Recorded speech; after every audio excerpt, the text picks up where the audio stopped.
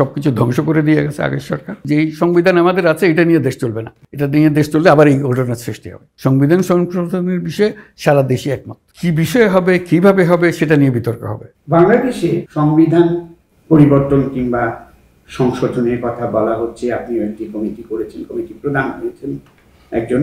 তো এটা কি আপনার অন্তর্বর্তী সরকারের সময় হবে এবং কি ধরনের পরিবর্তন কিংবা সংশোধন আপনারা আশা করছেন?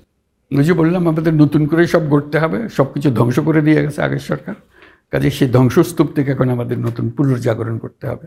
তো সেটার জন্য প্রত্যেক ক্ষেত্রেই আমরা কমিশন গঠন করে যাচ্ছি। এটা 6টা কমিশন করেছি, আরও নতুন কমিশন আসছে। তার মধ্যে একটা কমিশন হল সংবিধান সংশোধনের বিষয়ে সারা দেশই একমত।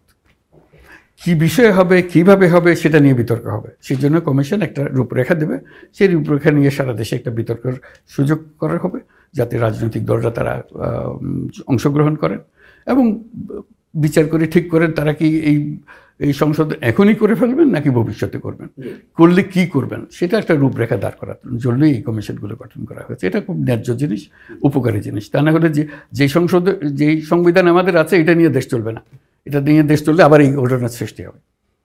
কেউ কেউ সংবিধান পরিবর্তনের কথা বলছেন, কেউ কেউ সংবিধান সংশোধনের কথা বলছেন। তো পরিবর্তনই হোক কিংবা সংশোধনই হোক, এটা কিভাবে কার্যকর হবে?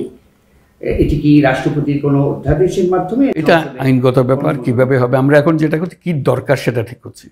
কিভাবে সেটা সংশোধন করা হবে, কি আইনগত কি পর্যায়ে হবে, সেগুলো যখন আলোচনায় বসবে আলোচনার মধ্যে তারা ঠিক করবে। আমরা যেটা করছি কি দরকার, সেখানে একটা ঐক্যমত সৃষ্টি করা। সবাই একমত হলো যেটা দরকার।